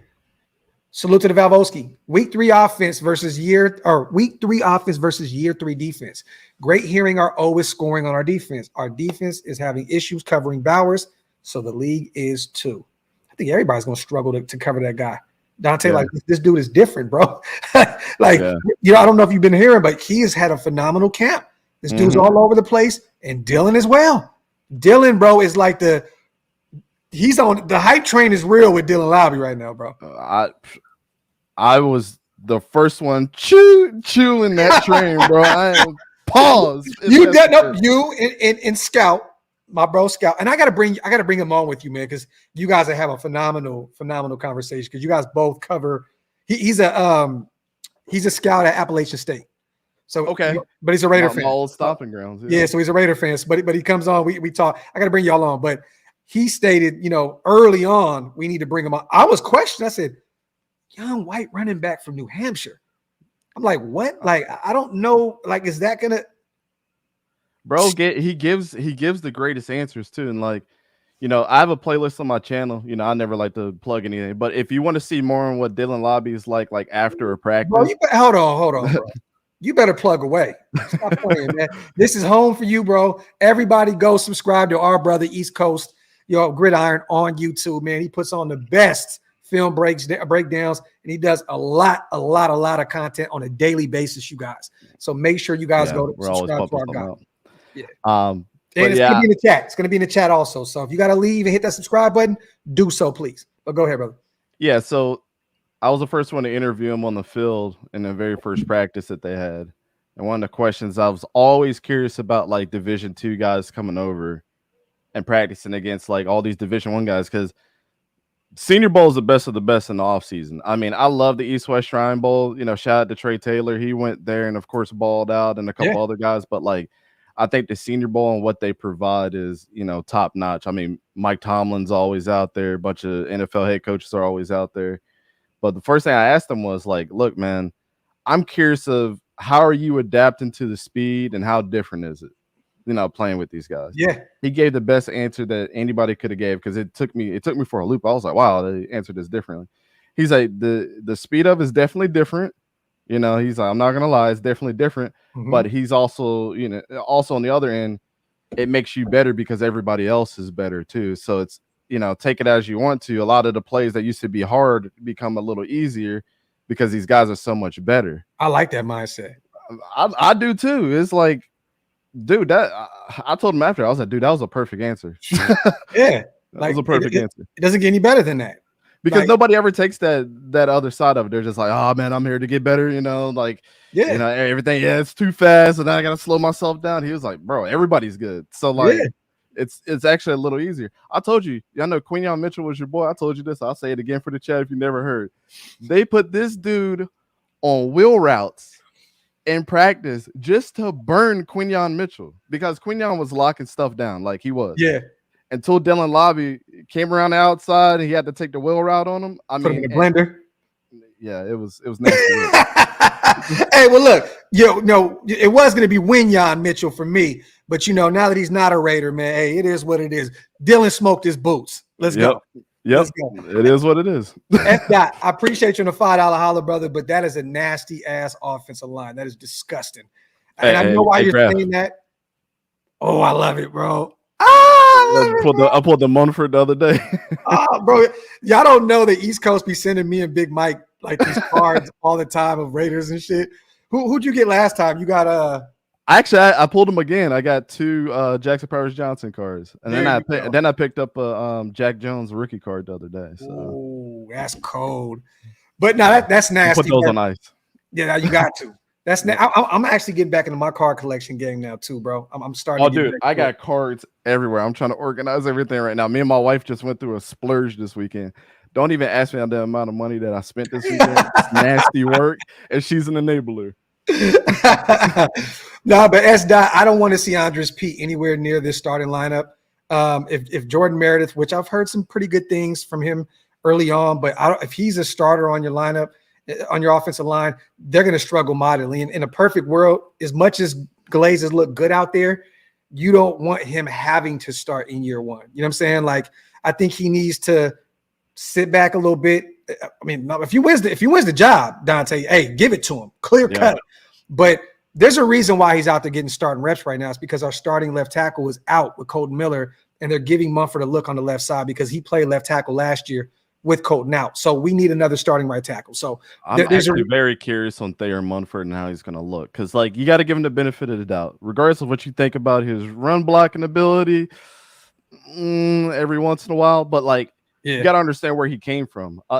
He was part of to me, Ohio State's offensive line when C.J. Stroud was there was, like, the biggest offensive line as far as weight in the history of the game. I think that had like 350, 360, 370 across the board. I mean, they were big boys. Big motherfuckers. But you got to notice that like he's used to pass blocking, and that's his forte because that's what they did there. If you look at Ohio State's recruiting classes every single year, Brian Hartline is the best wide receiver recruiter in the nation. They constantly put out first rounder. Yeah. You could go through it. There's a guy at the Jets. There's a guy on the Seahawks. There's plenty of them. So on the other side of that too, I know that with what Antonio Pierce is going to want to do for your offense this year, and what he's already said is we got to get back to old school football. Yeah, he said he wants bullies. He said he wants a bully O-line. He wants to change the whole culture. The whole identity of that O-line. He wants them to get back to maulers, just straight killers on that O-line. So it's either you're gonna have to step up or step aside for somebody. And I know you guys focus a lot on offensive line, and like to me, it seems like you're trying to build depth, but I think Antonio's trying to put competition in that room. Like, if you're not the guy, unfortunately, this is the NFL, and you can be replaced to make sure that we can win as a team week to week. So, like, everybody out there, like if you see somebody get replaced that you don't think should be replaced because you got a card of them or like you got stock in them on fantasy, whatever it is. Yeah. Like I like Antonio Pierce's mindset when it comes to that because he knows how cutthroat it is. And it's a business at the end of the day. Yeah. And we got to be able to protect our quarterback. You got Alexander Madison, who has been like this. Yeah. And maybe it was because of his crappy offensive line that they've had up at the Vikings for years. Mm-hmm. And they want that style of, running game back. So, it's going to be next man up. So I'm like me with my blinders on. Thayer Munford is like the guy that I'm focusing on this year a lot because I want to see what his maturation process is this year. And you guys got a brand new offensive line coach, right? We got James Craig and then Joe Philbin has helped put that whole thing together. Oh, yeah. Joe Philbin is not going to play no games. No, so, not at all. That's why I'm expecting this O-line to be phenomenal. Like you got one of the great offensive minds, in Joe Philbin out there, accompanying James Craig. I just love it. I love it. So I think this is going to be a nice O-line. I think it's going to be a very underrated kind of going under the radar into the season, and then they're going to make some noise. But we got to be healthy. Colton Miller has to be out there though. That's the main thing. And I think what Antonio Pierce also is he's going to take, and a lot of people are not going to listen, you guys are going to act like I'm crazy when I say this, but he might take the Patriots approach with how Bill Belichick used to, teach things. We saw what happened with Drew Bledsoe and Tom Brady, right? Yep. I don't care that you're hurt. If you come back in and you're healthy, and if I don't feel like that you're going to get us that much better versus what we've had since you've been gone, that guy that stepped in place and has been killing it might not come back out. Yeah. And again, NFL is a business at the end of the day, and you've seen this a lot from teams, and people are like, why didn't you put him back in? Well, you can honestly think about this at the end of the season. If Thayer Munford doesn't do good, who would be the one to step in his place if he got hurt, Graphk? It'd be Glaze. All right, so if Glaze comes in, and we watched his film, right? Yeah. If he comes in and is everything that we thought he was going to be on film, unfortunately, Thayer Munford, you might be an off-season piece for us to even get better. That's how NFL teams think about things. Or he may have to, if let's just say Colton doesn't come back, and he's not the player he once was, he can move to the left side. Thayer is more comfortable on the left side. He looked really good at left tackle, with Colton out last year with that shoulder injury. So, and I just think that he actually belongs on the left side, but we just have such a strong left tackle there with Colton Miller. There's just no reason for it. Salute to 10 Commandments on the 5-hour special. Did you hear if Minshew and AOC are allowed to audible, or are they made to run the play call? Well, I think during this time in training camp, you're just going through your installments and you're just trying to figure out this is a new system, 10 Commandments. I don't think that what do you think? Were you at training camp yesterday for Pittsburgh, right? Mm-hmm. Where was Fields or Wilson out there able to audible on the offense side of the ball? No, and typically when I coached as well, you don't want to keep teaching audibles all the time because the mindset of an offensive coordinator or a head coach, and I'm sure if I asked Mike Tomlin, because he was right there, and when they were running red zone like crazy with Pittsburgh, don't know if that was just something that they felt like they need to work on, but I think teams are going to have a problem with them against their red zone offense. That's just me this year, regardless of who their quarterback is. But on the other side of that, when they practiced that, it wasn't like Justin Fields was out there 50, and then lining everybody up, and they're switching sides and doing all this other stuff, and they're bringing 12 personnel on the fly and all that. They weren't doing all that. And I think as an offensive guy, you have to trust in the call that's being said out there. Like, if I'm making the call, or Arthur Smith is their OC, Arthur expects we got to run this because I've seen this from X, Y, and Z already from what the defense has been giving us. It's the red zone. This is the play that we're going to run.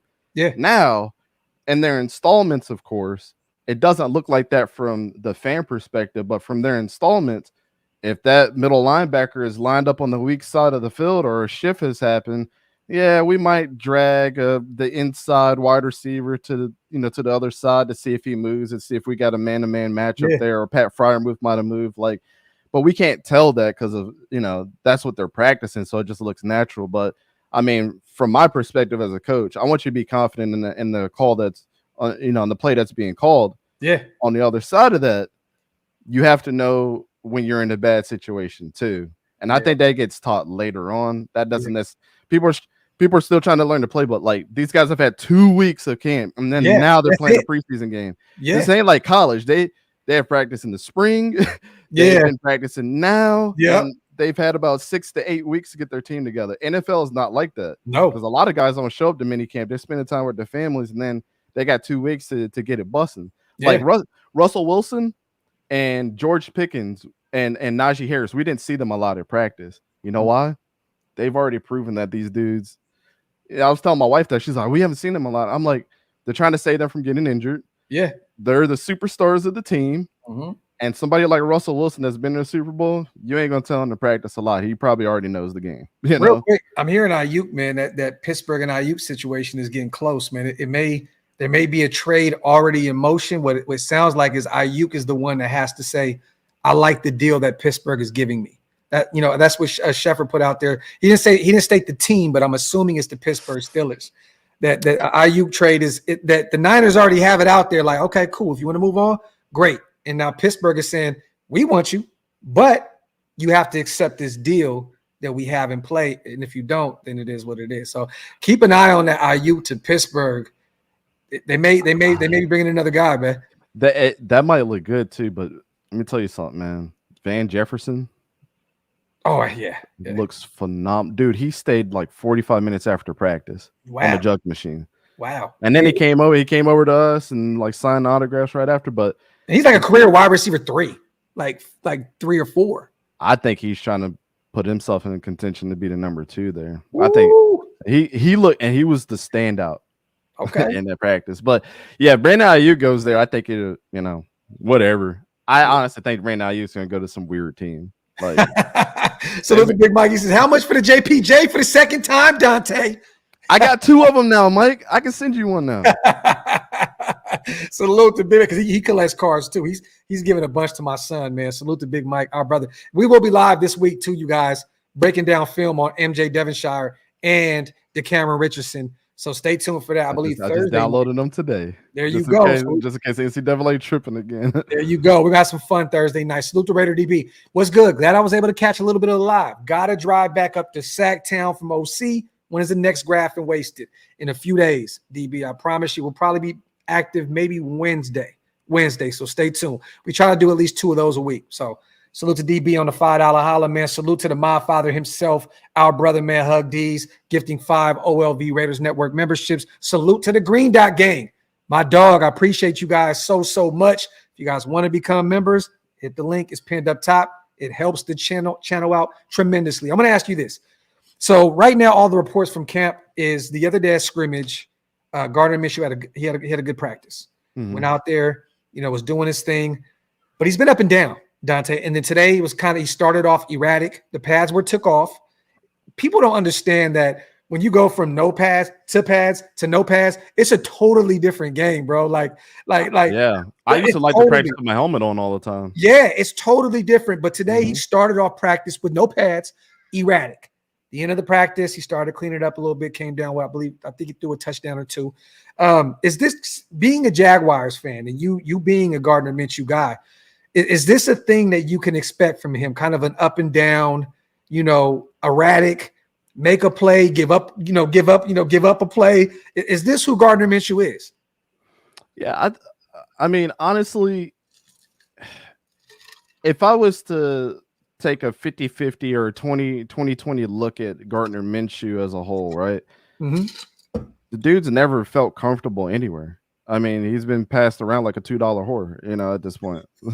I mean, It's facts. It's facts. So, I mean, now you're learning a brand new system with a brand new team, brand new atmosphere, and a brand new place. Like Jacksonville to Indianapolis to Las Vegas. Yeah, Wait, no, it was Jacksonville to Philly to Indianapolis to now Raiders. Yeah. He's been on all 4 quadrants of the United States already. So 4 quarters. Yeah. Played a whole game. Exactly. I mean, I would expect. I don't think that this is unnecessary that he's been doing this, at this point in time in his career. And then also you got a young buck in AOC that like a lot of people don't want you to go with the older guy now. Mm-hmm. It just is what it is. That's just the nature of the beast. You drafted this guy. A lot of fans are like, play him. But at the end of the day, Gardner Minshew might be the best for what you need right now. And for AOC's maturation process, year 3 AOC without Gardner Minshew might look better than when Gardner Minshew's in the same building fighting for a starting position. I don't know. I think it's strong that he's there, but it doesn't. I don't think on the other side of that this is just like unnecessarily a thing that is going to blow people's mind that he's been inconsistent. So, how much stock do you put into what a quarterback looks like this early on in camp? I mean, we haven't had one preseason game yet, right? A new system for both quarterbacks. It's still Aiden O'Connell year 2. He's still a young guy, still adapting to the speed of the game. The verbiage is so different coming from the collegiate level. It takes some time to like you said, maturation. It takes a little time to get it going. Mm-hmm. How much stock do you put into the whole QB competition and training camp, like leading into preseason?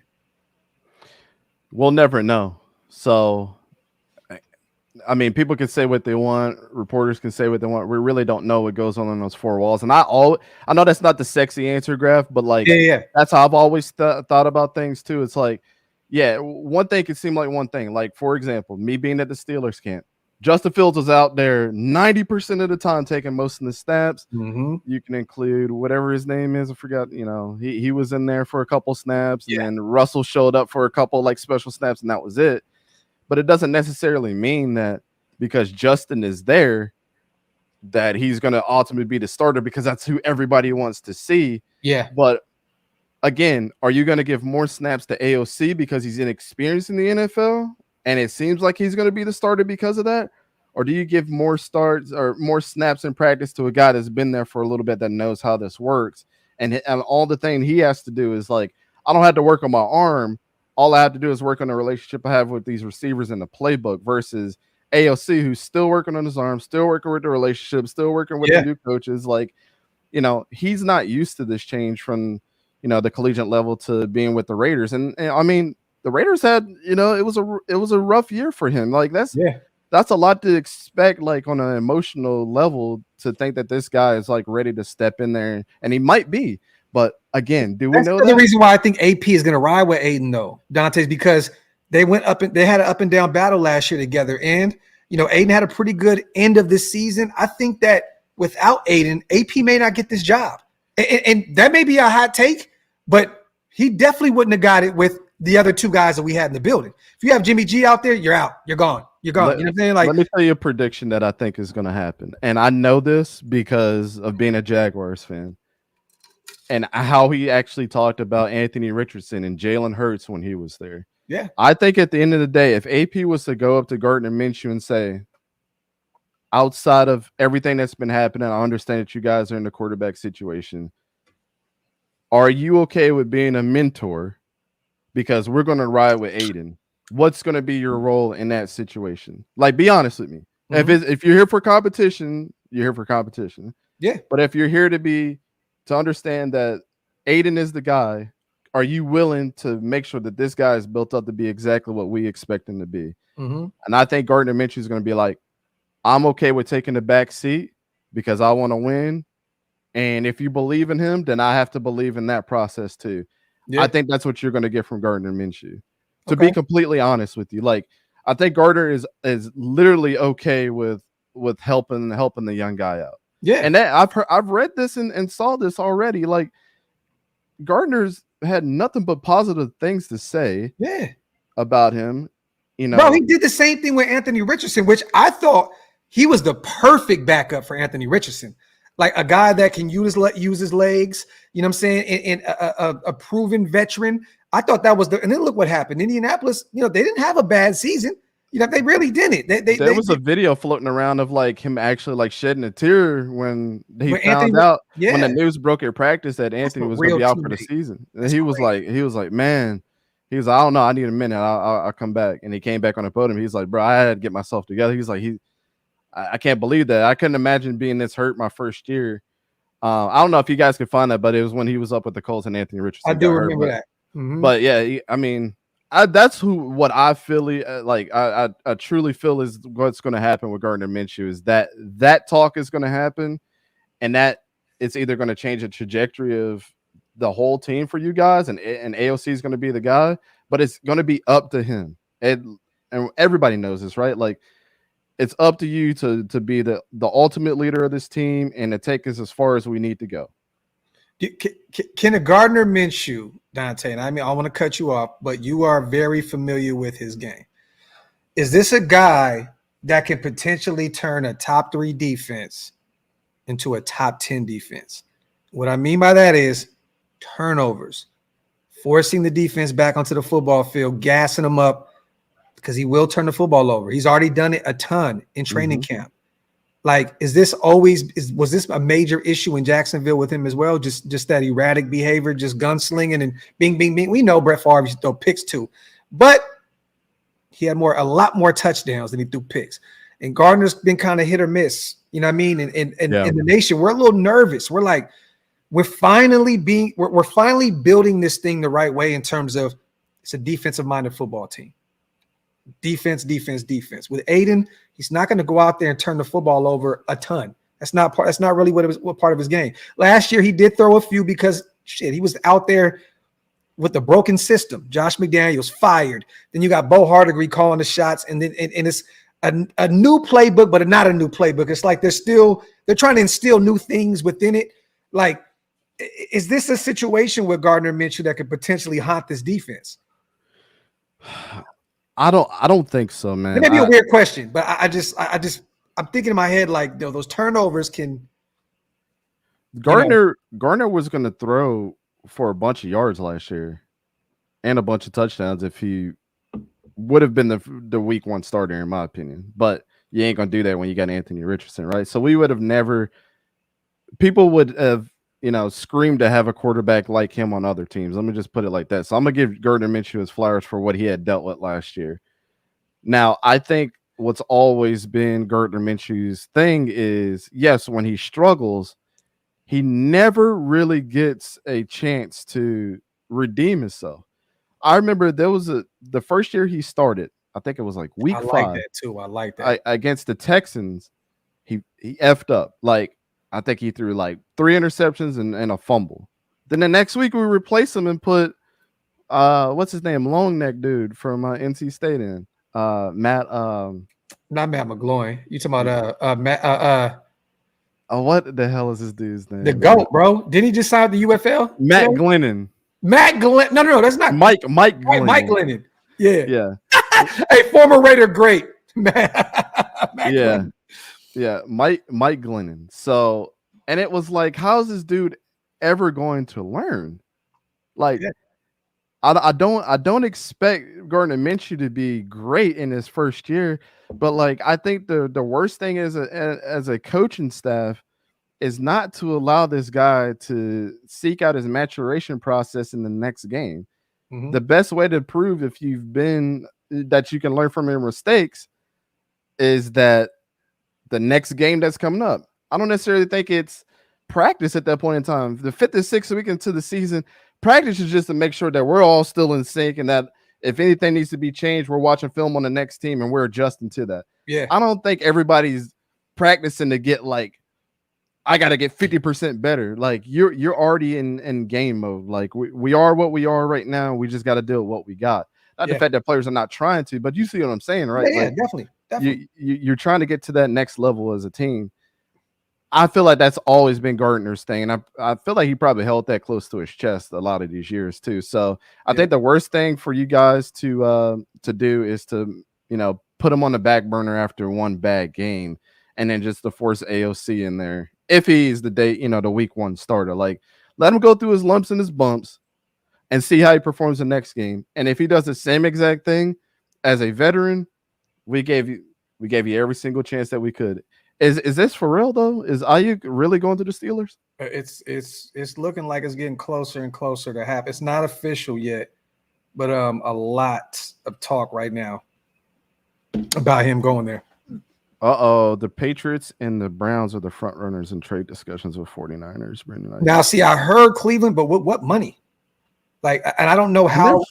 They're filled with wide receivers. Yeah, bro, they have David Amari. Bell, Cedric Tillman, Amari. Like, yeah, bro, they have David Bell, which another guy they still haven't developed yet. You know what I mean? Like, they have a slew of guys. Jerry Jeudy, like what would they want with Ayuk? I mean, Jerry Judy's there too. Yeah. I'm assuming if they did do that, they would probably send Amari to the Niners because he wanted an extension, but what they did was give him a couple extra dollars to kind of make him happy for this upcoming season. Yeah. So, I don't know, but it's not official yet. I want to ask you this as a guy looking on the outside looking in, not a Raider fan, unbiased, former quarterback, coach, scout. If you are Antonio Pierce, who is your quarterback? And I know you haven't been watching too much with training camp. I'm just going off of what you know about these two players thus far. Who was your guy going into week one? I'm going to be honest. This is the first time I said this to you, but we ain't really talked about it. Like, I was never the biggest Aiden O'Connell fan. Mm-hmm. I thought he was way too inconsistent. Like, to me, his arm talent never took precedence over the fact that he's got a lot to work on. Like, I think what his skill set is I could throw a deep ball, I could throw an accurate ball when the pressure is not on me. But when that pressure starts closing in, I start making those mistakes. And you saw that a little bit last year too. It's like, but when you're ahead, it's okay. Yeah, I might throw for 4 touchdowns. I think that's like his biggest thing. So I don't know if Gardner or Antonio can get him in that mindset to be like, when the pressure's on, that's when we need you the most. It's not when we're up. It's not when Alexander, this would be funny if this happened, but it's not when Alexander Madison gets 150 yards and 4 touchdowns in the game, then you start throwing 3 more touchdowns to add on top of that. Like, the garbage time stuff, it builds your confidence, but like, we need you when it really matters against the Chiefs and the Chargers and the Denver Broncos, because like those are the prime time games. You got 6 games a season that you got to hone in on. So I honestly think though, Graphk, like, outside of me not seeing everything in training camp, I've been trying to pay attention to everybody, but I feel like Gardner Minshew should be your week 1 starter. I really do. I think against it. I want the better option to start. So I don't really care. I have Aiden starting. But if you're right, I mean, bro, look, I'm cool. I just feel like you capitalize what he did last season with the Colts, and you take that as a positive. Like, filling in for an all-star guy that got drafted really high, and you did what you could with what was there. Now, the Colts had a lot of weapons on that team, but they were also very injury-prone as well. He didn't have everybody, and that was even more impressive. Yeah. Now you got a young crew, a young offensive line. You can teach them as you go. You got Devontae there, who's the best wide receiver that you've had in your career. You got 12 personnel, which is a young quarterback or a veteran quarterback's dream to have, because you got 2 safety blankets. Yep. Why wouldn't you want to throw Gardner Minshew in there at this point in time? And then if it comes to a day in practice, if it comes to a day where Gardner Minshew's messing up and Aiden O'Connell just balls out in a game that you guys are losing, he comes back and wins that game. Let's say if it's a Chiefs game in Arrowhead, you guys are down and you just need that last score and he gets you down the field and scores. That to me doesn't matter what he did the full game, doesn't matter what he did the game before or last year. That to me says that he's a starting quarterback at that point in time when all the pressure's on his shoulders. So I think he needs that moment, just like every quarterback in college needs that Heisman moment. They had a pretty good line out there in Indianapolis. It seems like they always usually have a really good O-line out there. I know that they, missed out on Jonathan Taylor early on in the year. They kind of I can't say they really struggled in the ground game. You know, they had what's my guy's name Zach out Moss. of? Yeah, Zach Moss, man. Oh my God, dog. I'm so mad that we did not draft him that year, bro. So pissed. We ended up taking who do we take? We took the what's the kid out of Kentucky, man, that we try to convert into a running back, wide receiver / quarterback. Became a Raider. We took him in the 3rd round, and what the hell is his name, bro? I don't. You know who he is, bro. It's Lynn Bowden Jr. Oh, Lynn Bowden Jr. Yes. Bro, we took him over Zach Moss. I'm like, bro, like, come on, get you a run. If you want a running back, get a running back. Don't get someone that you got to convert to a running back. But we took Lynn Bowden Jr. But Zach Moss was phenomenal for them last year, by the way. That's how I feel about Tyrone Tracy. Dude play wide receiver and then play running back. Like I don't know how he's going to convert over. Like I'm scared for that kid. I like him at Purdue. Yeah, he's with the Giants, and the Giants have a lot of problems. Yeah, no, definitely. Oh, want to play running back this week? Okay, cool. Yeah. Then get your ass busted. All right, you want to play wide receiver? All right, cool. Then get his ass busted. Play punt returner? Shit, get his ass busted there. Drafted the bust. That's not fair. Minshew started in 13 games last year. I think he was 7-6. He had over 3,000 yards. He had like 3,300 yards in the air. Yeah, would have been close to 3,000. Yeah, had 15 touchdowns, had 9 picks. You know, so that's not really that great right there. But once again, he didn't start. You know what I mean? Like, there's a difference when you kind of just get thrown into the fire and you got to go out there and work on a win, because Anthony Richardson, that's his team. Like, let's just keep it a buck. They were planning on that guy to take over, you know, as their quarterback of the future. I don't think that Gardner even thought he was going to play a snap out there. No, Gardner knew the position. He was like, I'm just trying to get some money. Yeah. I mean, let's be real. I'm just trying to make my money. I already know what it is. Jaguars effed up my career, and here I am. I'm just trying to be the ultimate teammate. I mean, he did have 3 on the ground too. So you know, if you want to look at a positive thing there from Gardner versus AOC, and everybody knows this here, like AOC runs like he's got, you know, a sack of potatoes strapped to each foot. You know what I'm saying? Gardner Minshew gives you a little bit of juice when you need it. Yeah, you can look at that too. Salute the Raider DB. Now I know what he's alluding to. He says $2 may not get you a prostitute anymore, but it'll get you a super chat. Salute to my guy, man, Raider DB. I appreciate you, brother. Real talk. Let me ask you, man, before we get out of here, what are you, as someone that watches this game on a daily basis, as a scout, former coach, all that good stuff, what are you looking for the most in training camp? Because the thing is this, our defense is the strong suit of this team, right? And the offense has struggled because of it, because we expect this defense to be a top 5, potential top 5, top 3 defense in the NFL this upcoming year. The defensive line is phenomenal. Malcolm Kuntz, Max, you add Christian Wilkins to that bunch, and it just looks absolutely insane. But then you get like little glimmers of the offense starting to show up. Gardner has a big day yesterday, and so on and so forth. I just want to ask you, like, what do you look for? Like, when you were at camp yesterday in Pittsburgh, what are you looking at? Like, what are you specifically owning in on? And then what do you expect really as a team or for the quarterbacks? Just as a whole, as a team, because we have Minnesota this Saturday. And it seems like we just started training camp. So, you know, there's going to be a lot of vanilla, looks on the offensive side of the ball. So, like, a lot of people are freaking out. I know you see this even with your team. Like, people freak. Oh my God, Aiden looks like shit. Oh, Gardner threw fucking 10 picks and he only threw 2. Oh my God. Like, what are you as a logical football, you know, football guy? What do you look at and what are you owning in on with training camp? I'm gonna give you an example of what I saw, and I was like, man, maybe I might be a little wrong about the Steelers. Is I try to see how well that they play cohesively on each level of their team. What I mean by each level of their team, first string, second string, third string, like, and how well that they're performing against each other. Because I don't want to see like an uneven matchup. It's like a tug of war. If you put the same guys out there and they continuously win against the other side every single time, is that necessarily making your team better? I don't think so. But the cohesive unit and guys stepping up when they need to step up, like, I didn't want to see Minkah Fitzpatrick out there getting 10 interceptions in practice, because you know what? At the end of the practice, I would have been like, well, we already knew what Minkah Fitzpatrick was, but what happened to everybody else? Yeah. So the guy, like, for me, like Benny Bishop Jr. is going to be a backup, but he's putting himself in a starting role, and both days he's been incredible. Yeah. Or here's the other side of it. How teams actually practice. So there was a one-on-one drill, and you guys can see this on the channel too. It's very fun to watch. Mike Tomlin's out there in the middle of this, and if you guys know Calvin Austin, the punt and kick returner, nasty. Yeah, he's different. Peyton Wilson had some issues in the one-on-one drills against Calvin Austin. Mr. NC State, word? Yes. Oh, wow. And Calvin Austin was saucing everybody up, but I think he specifically wants to hone in on players. I want to see how hard coaches are on each other. Yeah. Or on their players. He told Peyton Wilson after he got cooked one time, he said, Calvin, where you going? No.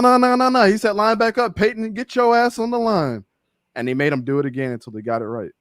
I love that. He eventually got the tackle right. But like that type of stuff that I'm trying to see, it's not like one individual person. You know the good players are going to be the good players. Yeah. But like it should never be lopsided in any practice. Teams should be able to respond to each side of it. And don't count the interceptions. And don't count the fumbles. Don't count the little mistakes. See how they respond to their mistakes and see how well that they mesh as a unit. Because that's the hardest thing for people to like comprehend is like, as a head coach, do I give praise to the defense for making 5 good plays in a row? Or do I go and bust my offense's ass for letting them do that? Yeah. You're going to go bust the offense's ass and be like, y'all should have got 2 or 3 of these snaps. Like, what are we doing? Because as a team, we got to be – it's kind of like when you put things on a scale, man.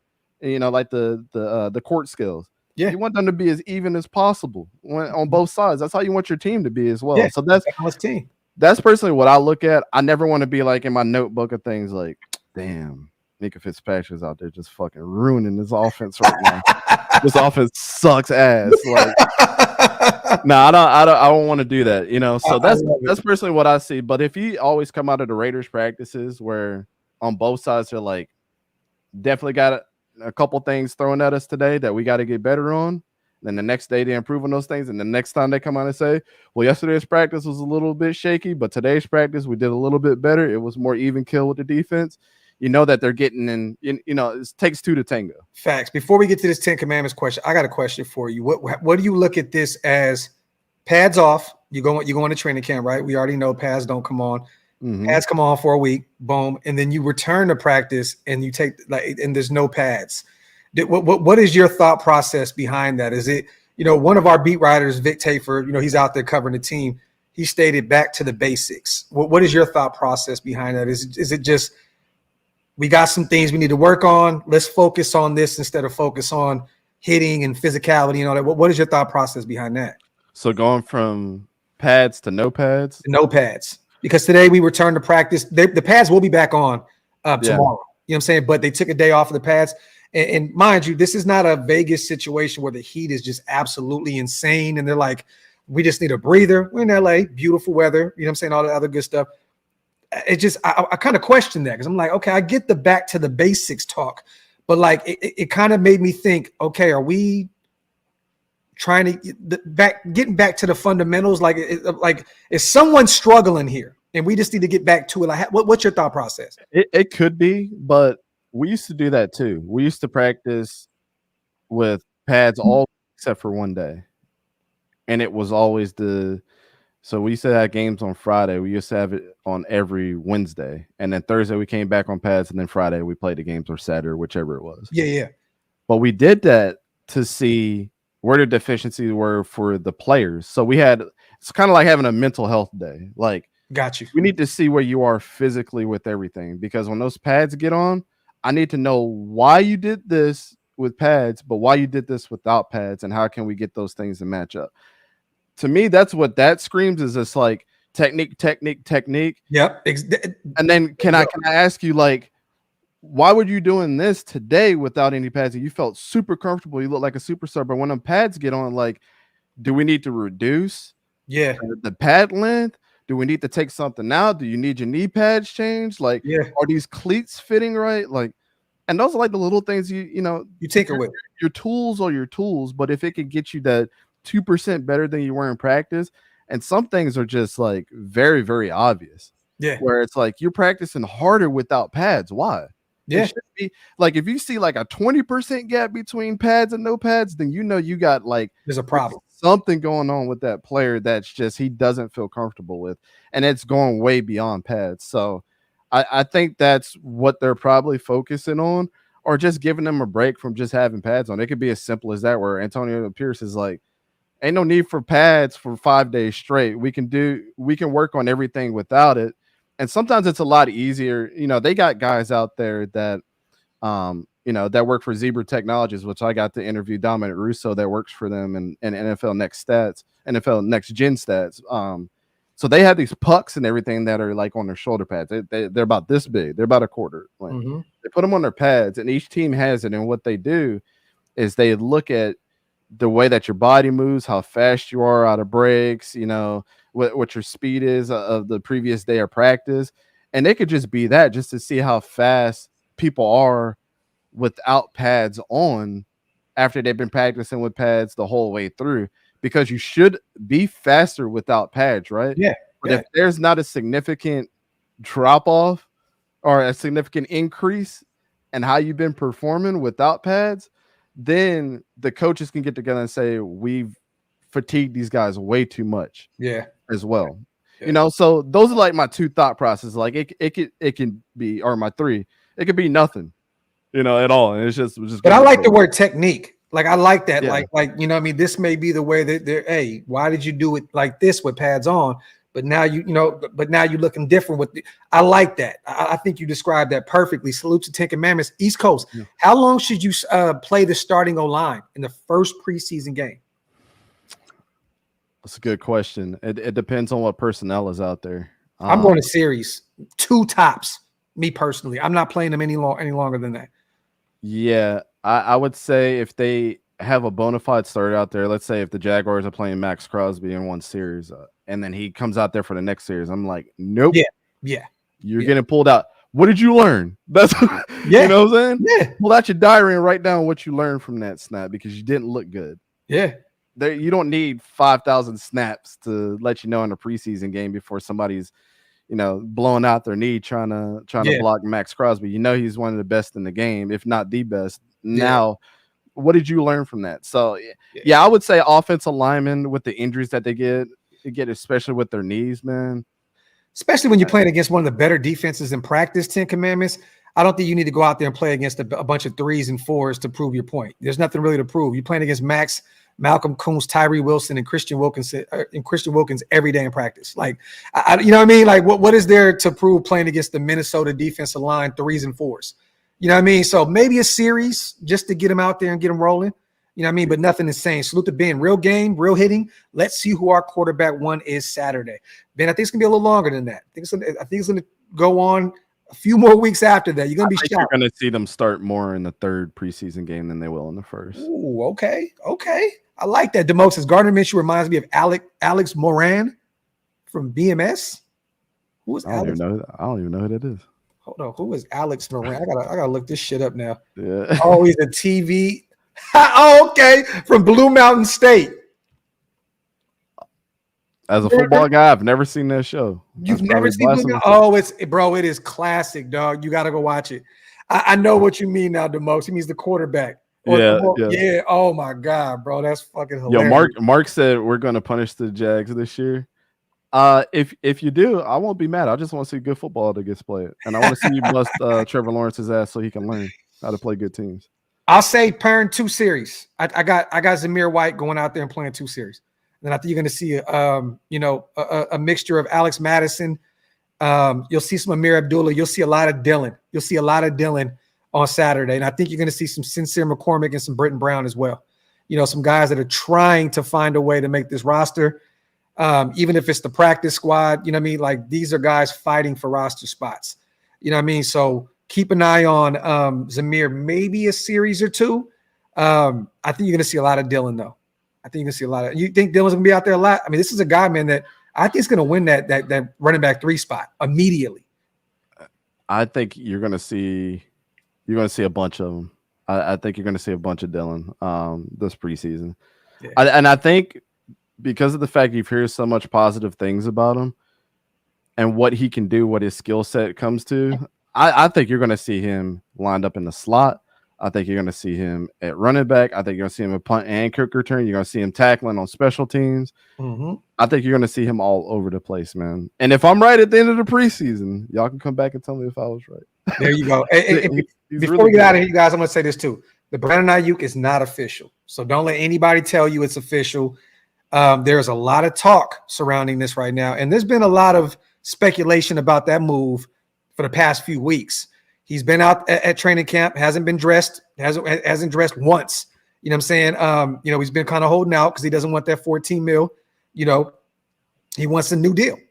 So, but it looks as though he's going to move on here soon. And they drafted a young pup that we talked about a lot out of Florida. They put him on a pup list, though. He's dealing with a leg injury, I believe.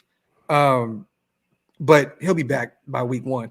But it looks as though Brandon Ayuk may be on the move here shortly. But people are trolling today like crazy when it comes to Brandon Ayuk. Until it's official, it's not official. From what Shefty said was, it's a waiting game to see if he'll accept the deal, because technically he doesn't have any clause, a trade clause, but technically he does, because anywhere he goes, he has to say, oh, I'll accept that deal.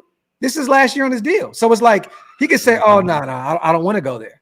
I don't want to, you know what I mean? So he technically has a trade clause, you know what I mean, right now. So it's going to be interesting to see where he goes. Keep him in the NFC. Send him to the Commanders. Give Jaden Daniels his best friend. Let them run it with him and Scary Terry. Keep him out of the AFC. We got the Steelers. It seems like we got him every year. The most expensive ticket in the NFL this year. I don't want to see Brandon Ayuk, bro. Man, it'd be crazy if he goes somewhere like the Texans. They don't, they don't need him, but that'd be that's overkill. We've seen teams do it. We've seen teams just go super overkill with stuff, and it was just like, he didn't need him.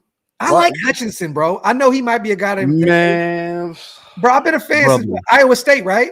Yes, bro. I've been a fan of him for a while. Like I'm hoping, that he can get some reps this upcoming season, man. Yes, I like Hutchinson, bro. I've loved his game since college. I don't know why he wasn't drafted higher. I don't know why. I have a guy that scouts for the Texans. I need to ask him, like, why was he not in like prime position to be at least a slot guy last year? I know Tank Dell is there, but like, that's my guy too. Or like Plant, I think he would be a great Z as well. Yeah. Like, the dude just goes up in the air and snags footballs, man. He's been doing it for the longest time. I was late on the Xavier Hutchinson train. Like, the year of the draft, and sometimes it's like that. You can't watch everybody. So the parn. But when I watched those last couple games of his, I was like, bro, this dude is like, he's incredible, man. Yeah. And NFL Mike, we got to talk. Awesome. We got to talk. Salute to my guy, NFL Mike. We do the AFC West roundtable. We start tomorrow night. We got to talk because I'm seeing that Bosa is already injured. What was it, a wrist injury? Like, bro, they're already dealing with, I think McConkey's dealing with something. I know Harbaugh said that he was dealing with, McConkey's dealing with something. Herbert, he's going to be out for a while with that plantar fasciitis. I'm here. Bosa's already hurt, dude. Like, if we face the Chargers week 1 and they don't have Ladd, they don't have Herbert, they don't have Bosa, dog, what is up? Like, look, we hate the Chargers, right? So we laugh at shit, but I would rather play them at full strength. I don't want them to have any excuse to say, oh, y'all beat us without these guys. But, bro, what is up with the Chargers and this injury bug shit? It seems like year in and year out, they're always dealing with it. Ladd, year 1 is a rook, comes in. Harbaugh, he's dealing with something. I don't know if he's been out there at camp. I don't know what's going on. I have not paid attention to the Chargers too much. Yeah, you would. I think real football fans like you and me and, the chat would love to see our team beat a team at full strength. Hell yeah. Because you know what the fuck is annoying on Monday morning? We're like, well, they got beat because they took advantage of the injured players. And I can tell you the worst fan base in the NFL, and I can't stand them, is the Philadelphia Eagles, bro. I lived in that area, but the amount of shit talk that happened, I'm sorry, I'm on my soapbox a little bit, but the amount of shit talk that happened when Brock Purdy got hurt in the NFC Championship game, like, Brock Purdy wouldn't have won that fucking game. They need to stop. They need to stop. Bro, motherfucker told me, Dante, you put 63 points on Easton Stick. I'm like, dog, we put 63 points up on you. I don't even shit who's at quarterback. Like, 63 points. Like, what are we doing here? I don't want to hear anything about Easton Stick. What are we talking about? Yeah, yeah. If you busting the team's ass by that many points, like you got to call it what it is. Yeah. But on the other side, if it was a close game and you pumping your chest, oh, they had a hurt team. Jacksonville Jaguars. Yo, once again, you guys, man, salute to the chat. We're coming up on 2 hours. It seemed like it was just an effortless show. Every time I have my brother East Coast on, this shit is just easy peasy. Salute to my brother. Thank you so much, man, for pulling up and rocking with us. Yeah, man. Everybody, I got work a little early. I was like, oh, send me the link, bro. Yeah, no, it was funny when I sent you. I looked and I seen the text. I just seen it. So I didn't even see that you sent that. Yeah. But hey, everybody in the chat, do me a favor, man. Make sure you guys go subscribe. Man, fuck all that. I'm going to put this up while we're here, man. On the way out, you guys, everybody do us a favor and go follow our brother East Coast Gridiron. Gritted to the iron. Yep. Gritted to the iron. You know what I mean? In the words of Wasted Talent, I'm going to put this in the chat. Boom, boom. There we go. Bing. Right there, man. Everybody go support our brother, man. Always putting on phenomenal content over there. Content over at East Coast Gridiron. And we will be live. Once again, me, Dante, and Big Mike this Thursday night breaking down tape on MJ Devonshire, our 7th round pick out of Pitt that came down with a pick the other day. And also Richardson, DeCamera, who's been balling at camp. I'm a big fan of his. And bro, they're big fans of him. They mentioned his name today at the presser, and AP, his eyes lit up. You know, they were like, because of the physical traits, like you just see him out there, like you know what time it is. You know what I'm saying? Like they're expecting a lot out of this kid potentially in year 1. You know what I mean? So, but once again, you guys go support our brother. I'm gonna read these 2 on the way out. Don't they dare disrespect the great Eastern Stick. Oh. Cameron Papa, you stupid, man. It's pause in itself, his whole name. Pause. And salute to S. my guy. We're gonna gun clap the Chargers all the way up. Chargers are already on short circuit mode, and the words are wasted. Get them the fuck out of here. You already know. Salute to S. my guy. Always supporting what we do. You want to plug anything on the way out, brother? We still have 800 people here, man. Hey, man. Appreciate y'all. Everybody that comes over to our channel, man, just stop by, man. You subscribe. I know a bunch of you have subscribed. I appreciate Graphk for plugging my stuff, but if you subscribe to the channel, just come learn something new, man. I know we're all football fans here at the end of the day, but you know, we talk about a lot, and especially the college football, man. You get to know some of these players a little bit early before they get to the NFL and start getting more excited before, you know, draft season comes around. So that's what I always tell people, man. Like, you know, we talk about all that stuff Tuesdays and Wednesdays at 8 p.m. And then I'll always clip all the, you know, if you can't make it, I'll always clip all the episodes from there too. So we're gonna be going live for watch parties. I'll probably be over here for a couple watch parties as well. Yeah. If we can't make it out like we planned for the Raiders Jags, let's do a simulcast from both channels and let's do the game. Let's call it. That'd be fun. I'm there, man. I'm calling all the games on Sundays anyway. So anytime we want to just piece up and do something, we can always do it, man. You already know, man. Yeah, for sure. But I appreciate y'all, man. Yeah, see a lot of sub, man. Appreciate you guys as always. And tomorrow, live 3 times tomorrow. We got a fucking trilogy tomorrow. Coffee and Convo. We're gonna talk about the pressers, talk about practice. 12 personnel, me, Sanjit, and Wasted Talent will be live. And then tomorrow night, AFC West Roundtable. I will be live cooking a Chief, cooking a Charger, and cooking a Bronco a content creator. So you guys want to tune into that. And real quick, Van City, can you give me a quick rundown of the Washington Huskies? I'm actually looking at my spreadsheet. There's a video on the channel if you want a more complete breakdown. I got y'all at 5-7. I know it hurts, and Jed Fish is one of my favorite head coaches, but I don't think this is going to be his year. Your losses are Northwestern, Michigan, Iowa, Indiana, USC, Penn State, and Oregon. My fault, brother. I didn't mean to break your heart this way, but you wanted a quick rundown, so I gave it to you. Nah, it's all good, man. Once again, y'all, salute to everybody on the way out. Wipe them feet, hit them thumbs up, subscribe to the channel. And if you guys want to become a member, hit the link that's pinned up top. Salute to our proud sponsor, BetUS. This show was sponsored and powered by BetUS. And go to OakLosVegas.com, you guys. Support the merch, man. A lot of people have been supporting this offseason. I just want to say from the bottom of my heart, I will forever be indebted to every single one of you guys for your support, man. So without y'all, there will be no me in this, man. Salute to y'all. Love y'all. We out. One.